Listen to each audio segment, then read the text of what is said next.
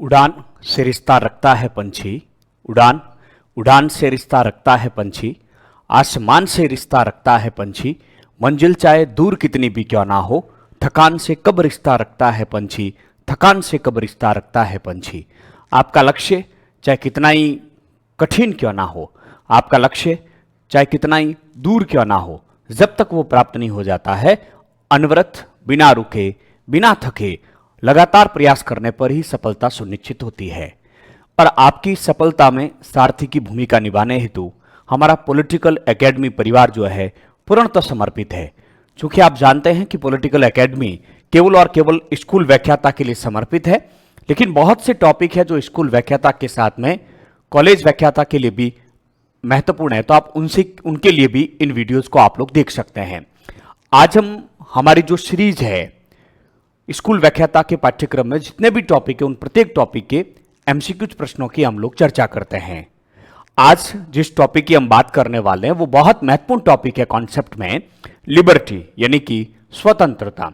Liberty topic के हम 70 प्रश्नों की लगभग चर्चा करेंगे। हम कोशिश करेंगे कि YouTube पर 25 से 30 प्रश्न आप लोगों के लिए प्रैक्टिस के लिए भी आप लोगों को उपलब्ध करवाएं। लेकिन इस कक्षा को प्रारंभ करने से पहले 1 मिनट में कुछ बातें आप लोगों के साथ शेयर करना चाहता हूं। आप यदि इसी प्रकार के एमसीक्यू प्रश्न की प्रैक्टिस करना चाहते हैं तो हमारे टेलीग्राम चैनल से जुड़िए। ये एक नई मुहिम है जिसमें हम 500 प्रश्न पश्चिमी राजनीतिक विचारकों के वहां प्रैक्टिस के लिए दे चुके हैं।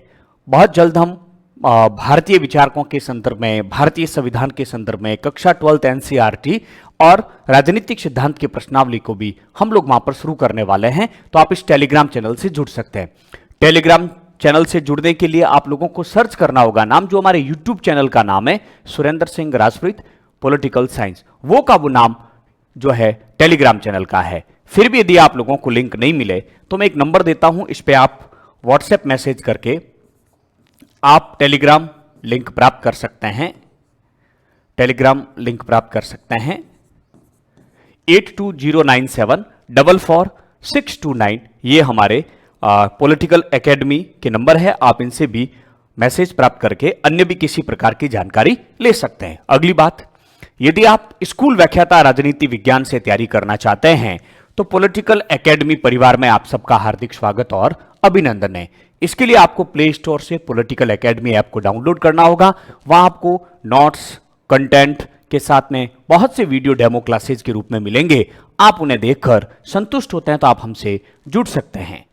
अगली बात जो मैं करना चाह रहा हूं कि अभी यदि आप आज की तारीख में, जिस दिन आप तक ये वीडियो पहुंच रहा है, उस समय हमारे पॉलिटिकल एकेडमी पर स्कूल व्याख्याता का 5वां बैच चल रहा है। जल्दी ये बैच भी पूरा होने वाला है। आप इस बैच से जुड़ सकते हैं और अपनी तैयारी को मजबूत कर सकते हैं। इसमें फर्स्ट पेपर के जो 10 नंबर यानी 5 प्रश्न जो कॉन्स्टिट्यूशन के आते हैं और 260 जो सब्जेक्ट है वो करवाया जाएगा। टोटली 270 अंकों का जो है पूरा का पूरा ये पाठ्यक्रम है। एक और बात, इस पाठ्यक्रम से जुड़ने पर आप लोगों को 50 टेस्ट यानी 5000 प्रश्नों के टेस्ट, आप लोगों को 5000 प्रश्नों के एमसीक्यूज के वीडियो हल, साथ ही साथ 11वीं 12वीं की एनसीईआरटी का कोर्स इसी में आप लोगों को मिलेगा। अलग से आपको लेने की आवश्यकता नहीं है। एक और बात, हमारे पॉलिटिकल एकेडमी परिवार चूंकि स्कूल व्याख्याता के लिए पूर्णतः समर्पित है, अतः आप यदि सेकंड पेपर के साथ फर्स्ट पेपर की भी तैयारी हमारे ऐप से करना चाहते हैं तो स्कूल व्याख्याता का प्रथम जो प्रश्न पत्र है वो भी वहां पर अवेलेबल है। गणपत सिंह जी राजप्रीत और उनकी पूरी टीम के द्वारा इस कोर्स को डिजाइन किया गया है। जनवरी या दिसंबर के बाद में वापिस ज्योग्राफी को जो है अपडेट किया जाएगा और भी राजस्थान जीके को अपडेट कर दिया जाएगा। बाकी लगभग कक्षाएं सारी रिकॉर्ड हो चुकी है तो आप इससे भी जुड़ सकते हैं। लेकिन यदि आप फर्स्ट और सेकंड पेपर दोनों हमारे ऐप से जुड़ना चाहते हैं तो उसके लिए आप हमारे पॉलिटिकल एकेडमी परिवार से संपर्क कीजिए। आपको मार्गदर्शन शुल्क में कुछ छूट भी प्राप्त हो जाएगी फर्स्ट पेपर के संदर्भ में। इस प्रश्न पर चर्चा करने से पहले एक और बात मैं आप लोगों के साथ साझा करना चाहूंगा कि यदि आप लोग हमारे पॉलिटिकल एकेडमी परिवार की टेस्ट सीरीज से जुड़ना चाहते हैं तो भी आप जुड़ सकते हैं। फिलहाल हमने 600 प्रश्नों की टेस्ट सीरीज नाम मात्र के मार्गदर्शन शुल्क में आप लोगों को उपलब्ध करवाई है, जिसमें पश्चिमी राजनीतिक विचारकों के 600 प्रश्न आपकी प्रैक्टिस के लिए वहां पर है। उनकी आप लोगों को पीडीएफ भी मिल जाएगी। फिलहाल उसमें 4 टेस्ट हमने अपलोड किया है, 2 टेस्ट जल्दी अपलोड कर देंगे और उसके बाद में उनकी पीडीएफ भी आप लोगों को उपलब्ध करवाई जाएगी। 2 मिनट में मैंने आप लोगों का मूल्य समय लिया, इस बात का मुझे एहसास है कि ये 2 मिनट आप लोगों के लिए बहुत महत्वपूर्ण है, लेकिन कुछ प्रारंभिक सूचनाएं अभ्यर्थियों तक पहुंचाने का माध्यम हमारे पास यही है। आप इस वीडियो को शेयर कर सकते हैं, आपको ठीक लगे हमारी मुहिम तो इसको आप लाइक भी कर सकते हैं। हमारे प्रयास कैसे हैं कमेंट्स करके आप हम लोगों को बता सकते हैं। आइए अनवरत हम लोग प्रश्नों के बारे में चर्चा करते हैं और लिबर्टी स्वतंत्रता के प्रश्न जो कि बहुत महत्वपूर्ण आते हैं। इस कक्षा को शुरू करने से पहले मैं एक बात आप लोगों के साथ और साझा करना चाहूंगा।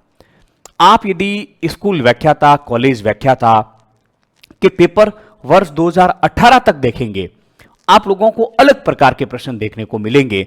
और 2018 से लगाकर आज मैं 2023 में आप लोगों से बात कर रहा हूं, यहां तक इन पिछले 5 वर्षों में जो पॉलिटिकल साइंस के जो पेपर आए हैं उनमें प्रश्नों की प्रकृति पूर्णतः बदल चुकी है। आप इन प्रश्नों को, चूंकि आप जानते हैं कि हम पूर्व परीक्षाओं में पूछे गए प्रश्नों पर हम लोग चर्चा कर रहे हैं, बहुत से प्रश्न रिपीट होते हैं। पहली बात तो ये, इसलिए प्रश्न बहुत अधिक महत्वपूर्ण है। दूसरा, प्रश्नों की प्रकृति को जानने के लिए इन प्रश्नों की प्रैक्टिस होना आप लोगों के लिए बेहद जरूरी है, ताकि आप लोगों को पता चले कि प्रश्न कैसे बनते हैं, ताकि आप जब मैटर को पढ़ो तो आप उसके अनुसार उनको तैयारी कर सकें। 2018 तक आए हुए प्रश्नों की प्रकृति और 2018 के बाद में पॉलिटिकल साइंस में आए हुए प्रश्नों की प्रकृति में रात दिन का अंतर है। अतः उसी बात को ध्यान में रखते हुए आप लोगों को तैयारी करनी है। आप देखेंगे अभी कि 15-20 प्रश्न करने के बाद इतने इजी प्रश्न आएंगे कि आप कहोगे ये तो बहुत सामान्य सी चीज है, हम तो आराम से कर सकते हैं। 11वीं-12वीं की किताबें पढ़ के भी हम लोग, जो आरबीसी की किताबें उनको पढ़ के भी कर सकते हैं। लेकिन अब यदि आप पॉलिटिकल साइंस से फाइट कर रहे हैं, चाहे वो स्कूल व्याख्याता है, चाहे वो कॉलेज व्याख्याता है, तो अब वो तैयारी से काम चलेगा नहीं। आप लोगों को बहुत गहराई से आप लोगों को तैयारी करनी होगी। इसलिए आप यदि पॉलिटिकल एकेडमी ऐप पर जाएंगे तो आपको जो नोट्स की पीडीएफ मिलेगी वो 25-25, 30-30 पेज की पीडीएफ मिलेगी। उसका कारण यही है। आइए हम प्रश्नों के ऊपर चर्चा करते हैं। पहला ही प्रश्न जो कि स्कूल व्याख्याता 2022 में पूछा गया था, एकदम लेटेस्ट प्रश्नों को लेकर आ रहे हैं। गेराल्ड मैकलम ने स्वतंत्रता को त्रयी संबंध के आधार पर परिभाषित किया था। बिल्कुल ये बात सही है। गेराल्ड मैकलम ने स्वतंत्रता को त्रयी के संबंध के रूप में परिभाषित किया, अर्थात उन्होंने कहा था एक्स, वाई और जेड, यानी कि इस एक्स और वाई से पूर्णतः क्या है, स्वतंत्र है। अतः उन्होंने, गेराल्ड मैकलम ने ये 3 के संबंध के आधार पर स्वतंत्रता को समझाने की जो कोशिश की, उसी को गेराल्ड मैकलम का त्रयी संबंध कहा जाता है। एक तो ये बात याद होनी चाहिए आप लोगों को। ये चीजें हम कभी लिबर्टी में पढ़ते ही नहीं थे, लेकिन इस प्रकार के प्रश्न आने लग गए तो अब हम लोगों को चर्चा करनी होगी। दूसरा, लॉस्की ने घरेलू स्वतंत्रता का प्रबल समर्थन किया। यह कथन गलत है, क्योंकि घरेलू स्वतंत्रता का जो समर्थन किया था वो हॉब हाउस ने किया था। हॉब हाउस ने एलटी हॉब हाउस ने घरेलू स्वतंत्रता का समर्थन किया था कि व्यक्ति घर में भी स्वतंत्र होना चाहिए। आपने 3 इडियट फिल्म को देखा है तो आप लोग बेहतर तरीके से जान पाएंगे कि किस प्रकार से पेरेंट्स या परिवार के लोग बच्चों पर बहुत सी चीजों को थोपते हैं और इस कारण से वो स्वतंत्र नहीं हो पाते हैं, स्वतंत्र निर्णय नहीं ले पाते हैं। जैसे हम एजुकेशन में बात कर सकते हैं, क्या पढ़ना है, उनकी रुचि क्या है और उनको क्या पढ़ाया जा रहा है, ये दोनों चीजें आपको ध्यान में रखनी है। लॉस्की ने स्वतंत्रता के 3 स्वरूप, व्यक्तिगत, राजनीतिक और आर्थिक की चर्चा की है। यह कथन बिल्कुल सही है, क्योंकि वास्तव में लॉस्की ने जो है व्यक्तिगत, राजनीतिक और आर्थिक स्वतंत्रता के 3 प्रकार बताए हैं और उसकी उन्होंने चर्चा की है। लॉस्की स्वतंत्रता को एक भावनात्मक वस्तु भी मानते हैं। लॉस्की का बड़ा प्रसिद्ध कथन है कि राजनीतिक स्वतंत्रता का अर्थ उस समय नगण्य हो जाता है जब जो है आर्थिक स्वतंत्रता प्राप्त नहीं हो पाती है। तो कुल मिलाकर लॉस्की आर्थिक स्वतंत्रता को भी बहुत अधिक महत्वपूर्ण मानते हैं राजनीतिक स्वतंत्रता के साथ। उनका बड़ा प्रसिद्ध कथन है कि आर्थिक स्वतंत्रता के अभाव में राजनीतिक स्वतंत्रता बेकार हो जाती है, उसका कोई अर्थ नहीं है। लॉस्की ने कहा कि राजनीतिक स्वतंत्रता का एक जगह और वो अर्थ बताते हैं कि राजनीतिक स्वतंत्रता का अर्थ है कि राज्य के मामले में सक्रिय हो पाने की शक्ति, यानी कि व्यक्ति राजनीतिक मामलों में सक्रिय रूप से भाग ले। तो बड़ा अच्छा प्रश्न था कि एलटी हॉबहाउस ने घरेलू स्वतंत्रता की बात की थी, तो इस आधार पर यह कथन आप लोगों का गलत हो गया। ए और सी दोनों सही है, तो इस आधार पर इस प्रश्न का उत्तर हो गया आपके 2 नंबर। आइए, निम्नलिखित में से किसे लोहिया के स्वतंत्रता के सिद्धांत के रूप में स्वीकार किया गया है? तो राममनोहर लोहिया के स्वतंत्रता के सिद्धांत के रूप में जिसे स्वीकार किया गया वह है संपूर्ण दक्षता का सिद्धांत। चूंकि राममनोहर लोहिया तात्विक स्वतंत्रता की बात करते हैं, लोगों की दक्षता बढ़ाने के लिए सरकार को सकारात्मक कार्य करने चाहिए, समाजवाद के विचारकों के संदर्भ में है, तो उस आधार पर इनके लिए संपूर्ण दक्षता के सिद्धांत वाला ऑप्शन आप लोगों के लिए ठीक रहेगा। 2022 में प्रश्न पूछा गया। अगला प्रश्न, स्वतंत्रता एक सुव्यवस्थित समाज के अनुरूप न्यूनतम नियंत्रण और विनियमों के साथ वांछित चीजें करने का अधिकतम अवसर है। हम ये कह सकते हैं कि ये जो सारी चीजें हैं कि ये क्या वर्णन करता है, इसके आगे है कि ये क्या वर्णन करता है, ये क्या वर्णन करता है, ये क्या वर्णन करता है कि स्वतंत्रता एक सुव्यवस्थित समाज के अनुरूप, यानी कि एक सुव्यवस्थित समाज में स्वतंत्रता न्यूनतम नियंत्रण, यानी कि उसके ऊपर कम से कम नियंत्रण होना चाहिए, इनकी नियंत्रण तो होना चाहिए लेकिन कम से कम नियंत्रण होना चाहिए, विनियमों, उसको नियमों के साथ वांछित चीजें करने का अधिकतम अवसर प्राप्त होता है। और इस प्रकार का अवसर कौन सी शासन व्यवस्था में होता है? आप बहुत बेहतर तरीके से जानते हैं, लोकतंत्रात्मक शासन व्यवस्था में ये सारी चीजें संभव है। आप लोग जानते हैं कि राजनीतिक स्वतंत्रता केवल और केवल लोकतंत्रात्मक शासन व्यवस्था में ही संभव है। आगे देखिए,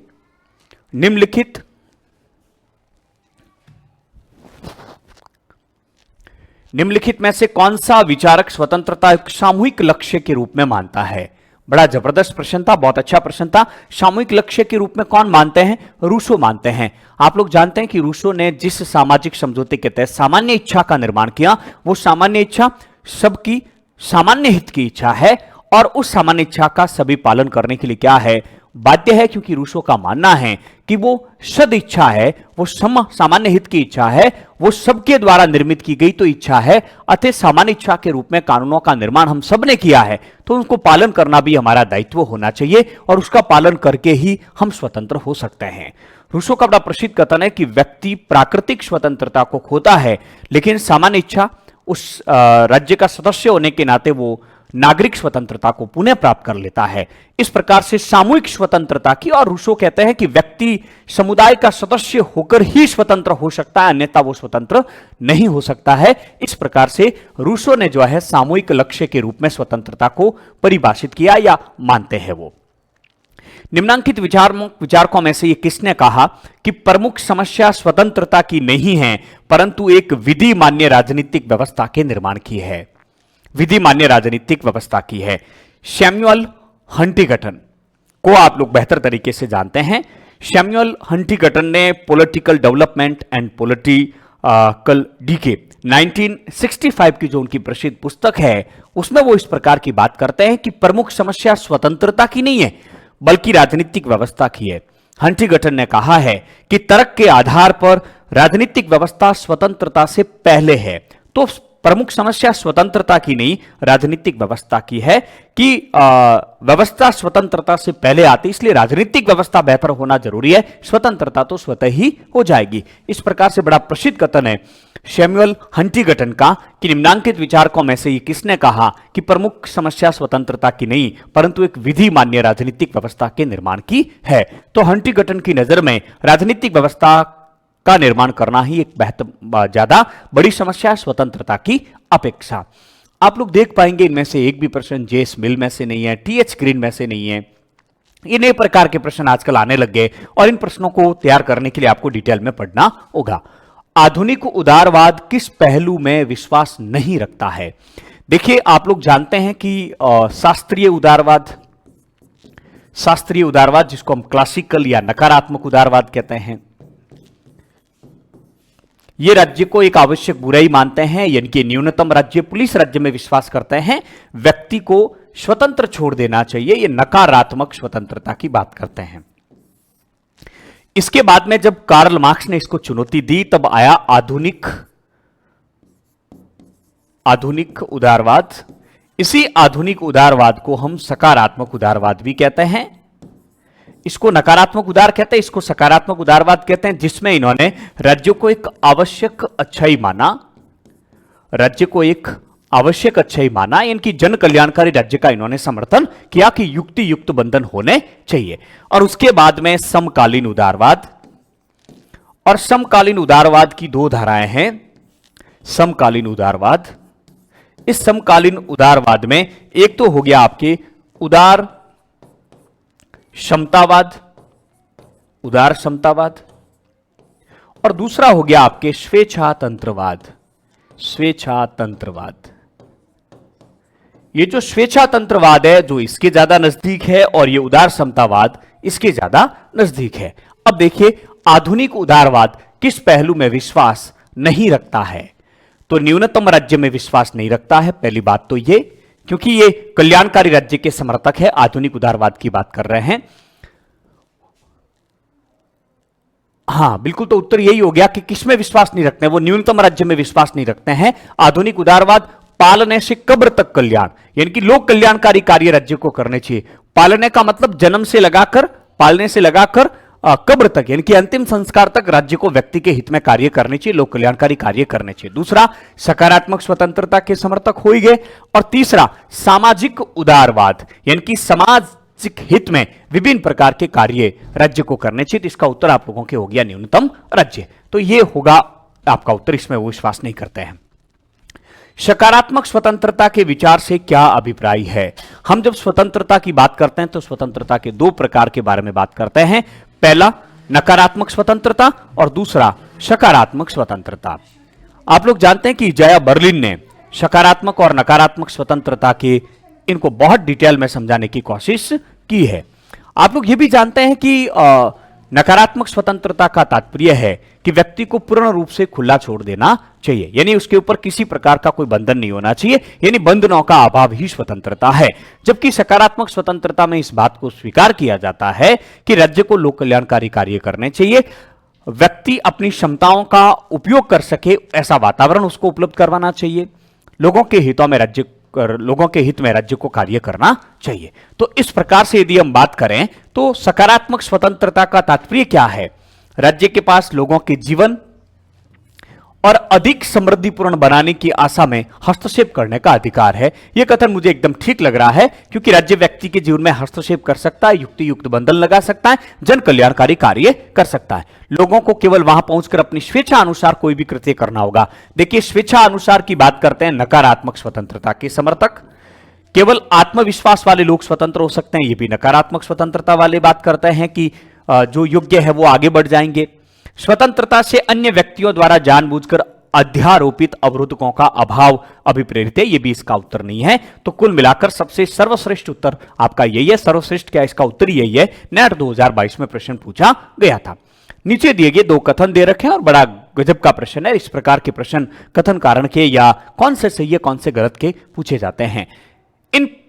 इस प्रकार के प्रश्नों को हल करने के लिए आपको कॉन्सेप्ट आपका पूरा क्लियर होना चाहिए। दो प्रकार के प्रश्न होते हैं, एक फैक्चुअल होते हैं और एक कॉन्सेप्ट आधारित होते हैं। कॉन्सेप्ट आधारित प्रश्नों को हल करना तभी संभव हो पाता जब हम पूरे टॉपिक को ठीक से समझ पाते हैं। जॉन स्टुअर्ट मिल ने व्यक्तियों की क्रियाओं को दो श्रेणियों में विभाजित किया, अर्थात स्व विषय क्रियाएं और अन्य विषय क्रियाएं।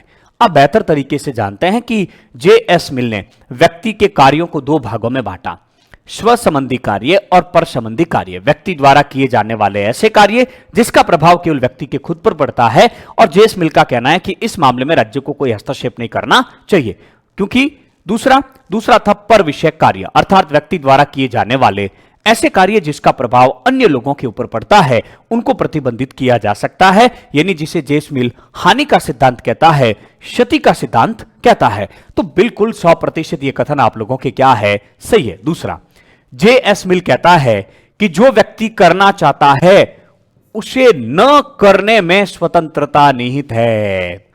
यह कथन आपके गलत हो गया। जे.एस. मिल का कहना है कि जो व्यक्ति करना चाहता उसे करने में ही स्वतंत्रता निहित है। केवल इस न शब्द के आने से पूरा का पूरा यह प्रश्न का अनर्थ, यानी कि सही का पूरा गलत अर्थ हो गया। प्रश्नों को पढ़ना बहुत ढंग से जरूरी है। मैं भी कभी किसी प्रश्न को ठीक से नहीं पढ़ता तो उसका उत्तर गलत बता देता हूं। ऐसा हमने एमसीक्यूज में कई प्रकार की गलतियां हो जाती है। प्रश्नों को ठीक से पढ़ना बहुत जरूरी है। जेस मिल का तो यह कहना है, क्योंकि जेस मिल स्वतंत्रता के दो भाग बताता है, एक विचार और अभिव्यक्ति की स्वतंत्रता, जो जेस मिल के अनुसार हस्तक्षेप का लघुत्तम क्षेत्र है, उस पर राज्य को किसी प्रकार का कोई प्रतिबंध लगाने की कोई तरीका नहीं है। दूसरा वो कहता है कि विचार और अभिव्यक्ति की स्वतंत्रता व्यक्ति के लिए बहुत महत्वपूर्ण है, लेकिन साथ ही साथ जब तक व्यक्ति स्वतंत्रता का उपयोग नहीं करेगा, जब तक उसको कार्य करने की, जब तक उसको व्यक्त करने की स्वतंत्रता प्राप्त नहीं होगी, तब तक उसकी स्वतंत्रता अधूरी है। जेस मिल ने इसे दो भागों में बांटा, स्व और पर विषयक। तो उसका मानना है कि पर विषयक स्वयं संबंधी कार्यों में राज्य केवल आत्मरक्षा के कारण ही हस्तक्षेप कर सकता है, अन्य किसी भी परिस्थिति में हस्तक्षेप नहीं किया जा सकता। लेकिन पर विषयक कार्य व्यक्ति द्वारा किए जाने वाले ऐसे कार्य जिसका प्रभाव किसी अन्य समाज के लोगों के ऊपर पड़ता है, तो उनको प्रतिबंधित किया जा सकता है, उनके ऊपर बंधन लगाए जा सकते हैं, जिसे जेस मिल सती यानी कि हम ये कह सकते हैं हानि का सिद्धांत कहते हैं।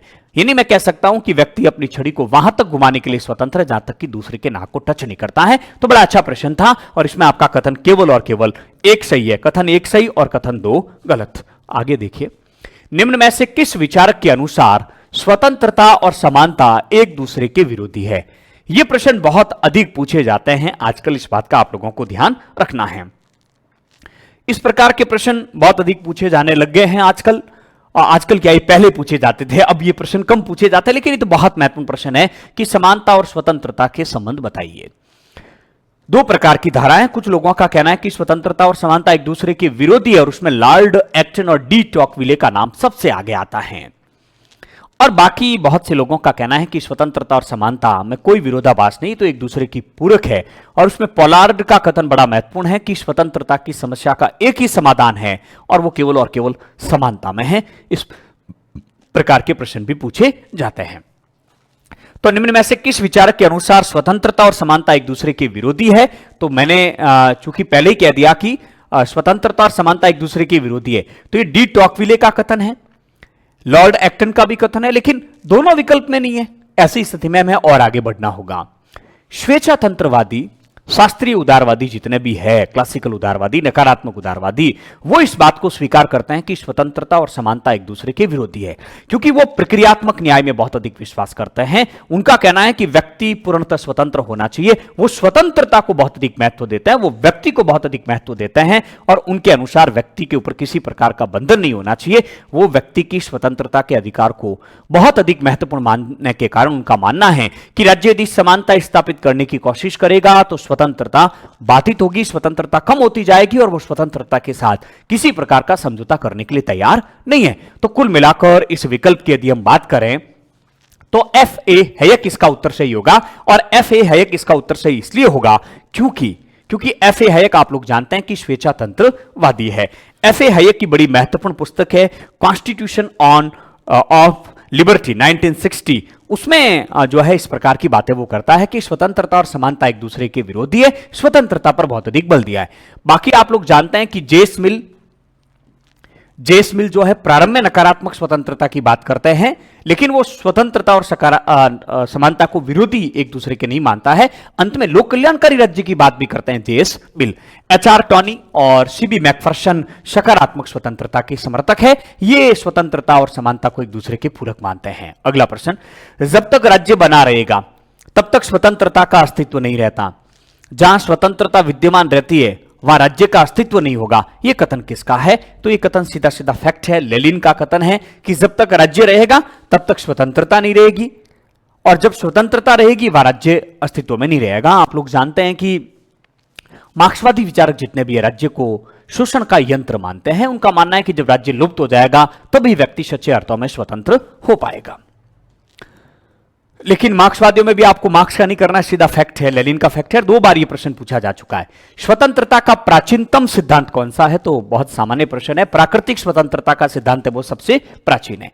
किसने कहा? स्वतंत्रता अतिशय यानी अति शासन का विपर्याय है। सबसे अधिक बार यदि कोई प्रश्न पूछा गया है स्वतंत्रता में से तो यह प्रश्न पूछा गया, कम से कम अब तक 10 बार पूछा जा चुका है और 2020 में भी और पूछा गया है। तो सीले का कथन है, आप लोग अच्छी तरह से जानते हैं, और यह प्रश्न तो गलत होना ही नहीं चाहिए। अति शासन का विलोम है स्वतंत्रता। निम्न में से किस विचारक ने स्वतंत्रता तथा समानता को एक दूसरे के पूरक माना है? तो समानता और स्वतंत्रता को पूरक कौन मानेगा? पूरक स्वतंत्रता और समानता को वही मानेगा जो यानी कि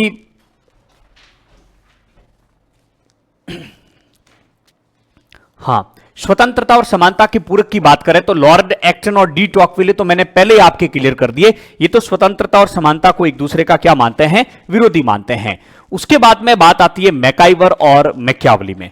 तो मैकाइवर और मैकियावली की यदि हम लोग बातचीत करते हैं तो मैकियावली और मैकाइवर में जो है मैकियावली जो है समानता और स्वतंत्रता को एक दूसरे के विरोधी मानते हैं, जबकि मैकाइवर इसका सही उत्तर है। मैकाइवर सकारात्मक स्वतंत्रता के समर्थक है, वो स्वतंत्रता और समानता को एक दूसरे के जो है समर्थक मानते हैं, एक दूसरे के पूरक मानते हैं।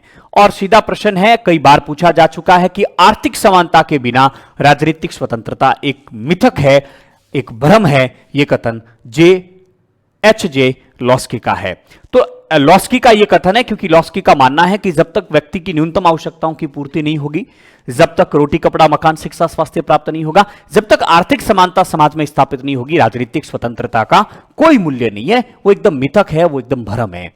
पंडित नेहरू ने भी कहा जब तक व्यक्ति, इनकी भूखे व्यक्ति के लिए वोट का कोई मूल्य नहीं है। आगे देखिए, वर्तमान समय में बन रही सर्वसम्मति के अनुसार स्वतंत्रता में निम्नलिखित में से क्या निहित होना चाहिए?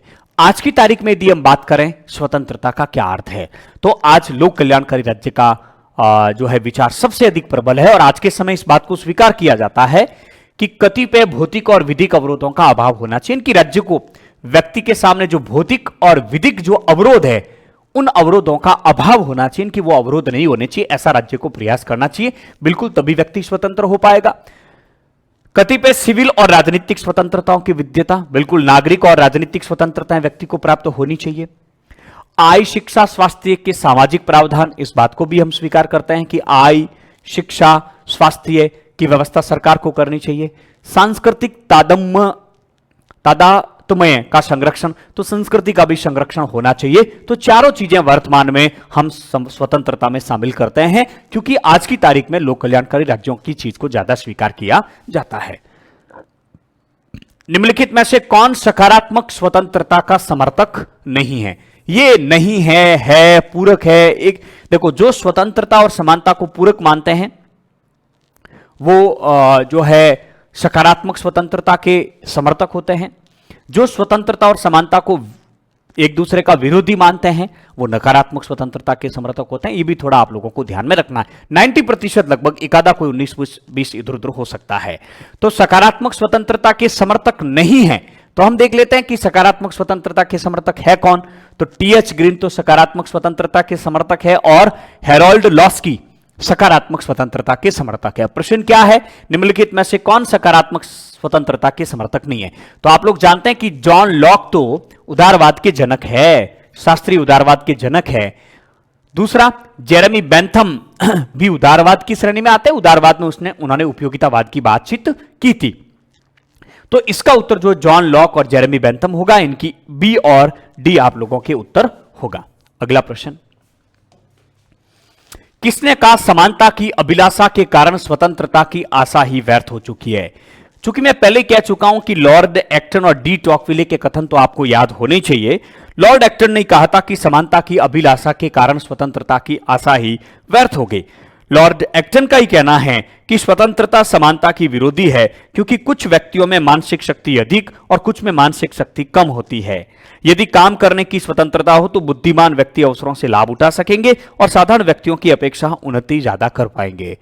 लॉर्ड एक्टन के साथ साथ आपको डी टॉकविले के कथन भी याद रखने, इसमें बिल्कुल भी आप लोगों को कंफ्यूज नहीं होना है। डी टॉकविले ने कहा कि लोकतंत्र का विस्तार समानता को जितना अधिक बढ़ावा देगा, स्वतंत्रता के लिए उतना ही बड़ा वो खतरा पैदा करेगा। डी टॉकविले ही बहुमत का शासन कहते हैं लोकतंत्र को, और उनका कहना है कि यह बहुमत की तानाशाही का रूप धारण कर लेता है। डी टॉकविले नरम निरंकुशता की भी बात करते हैं। तो सीधा सीधा इसका उत्तर यह आपको याद रखना है, लॉर्ड एक्टन। स्वतंत्रता और समानता एक दूसरे के विरोधी है। चूंकि मैं कह चुका हूं कि ऐसा प्रश्न कम से कम 20 बार पूछा जा चुका है, तो यह टॉपिक ठीक से आप लोगों को तैयार करना है। लेकिन यह प्रश्न 2021 में भी पूछा गया, देख लिया आप लोग। स्वतंत्रता और समानता एक दूसरे के विरोधी है, यह मत किसका है? तो स्वतंत्रता और समानता एक दूसरे के विरोधी है, सीधा मिल गया आप लोगों को लॉर्ड एक्टन। बाकी लॉस्की है, बार्कर है, टीएच ग्रीन है, ये स्वतंत्रता और समानता को एक दूसरे के क्या मानते हैं? पूरक मानते हैं। अगला, निम्न में से कौन यह मानता है कि स्वतंत्रता और समानता एक दूसरे के पूरक है?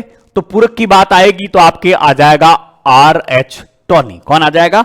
Are H Tawney. क्योंकि बर्लिन समानता के दावे को अस्वीकार करता है। हैयक कहता है कि भिन्न भिन्न व्यक्तियों में जो है भिन्न भिन्न प्रकार की योग्यताएं पाई जाती, इसलिए प्रत्येक व्यक्ति स्वतंत्र होना चाहिए, उनको हम उनमें हम समानता स्थापित नहीं कर सकते हैं। जबकि डी टॉकविले का तो कहना है, स्पष्ट भी आप लोग जानते हैं, कि लोकतंत्र में जितनी समानता को बढ़ावा दिया जाएगा, स्वतंत्रता उतनी कम होती जाएगी।